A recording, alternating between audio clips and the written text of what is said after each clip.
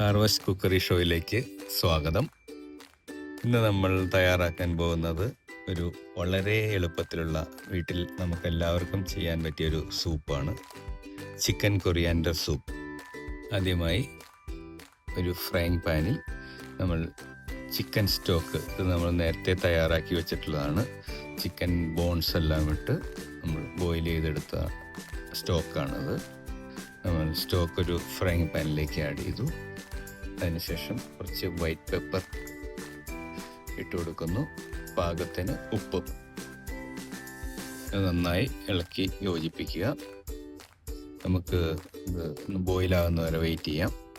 കുറച്ച് ചൂടായതിനു ശേഷം നമ്മൾ ബോയിൽ ചെയ്ത ചിക്കൻ പീസസ് ഇട്ട് കൊടുക്കാം.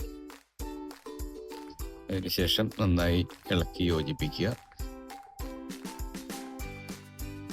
ബോയിലായതിനു ശേഷം നമ്മൾ അരിഞ്ഞ് ചോപ്പ് ചെയ്ത് വെച്ചിരിക്കുന്ന മല്ലിയിലയാണ് ഇട്ട് കൊടുക്കുന്നത്. ഏതാണ്ട് ബോയിലായിട്ടുണ്ട്. സൂപ്പ് കുറച്ച് തിക്കാക്കാൻ വേണ്ടിയിട്ട് നമ്മൾ 2 സ്പൂൺ കോൺഫ്ലോർ മിക്സ് ചെയ്ത് ഒഴിച്ചു കൊടുക്കുകയാണ്. സൂപ്പ് ഏകദേശം നമ്മുടെ തിക്കായി വരും. സൂപ്പ് തിക്കായിട്ടുണ്ട്. നമ്മുടെ സൂപ്പ് റെഡിയായി. ഇനി ജസ്റ്റ് എഗ് വൈറ്റ് ബീറ്റ് ചെയ്തിട്ട്, നന്നായി ബീറ്റ് ചെയ്ത് എഗ് വൈറ്റ് ഇട്ട് കൊടുക്കാം. എഗ് വൈറ്റ് പതുക്കെ ആഡ് ചെയ്ത് കൊടുക്കുക. നമ്മുടെ സൂപ്പ് ഏകദേശം റെഡി ആയിട്ടുണ്ട്.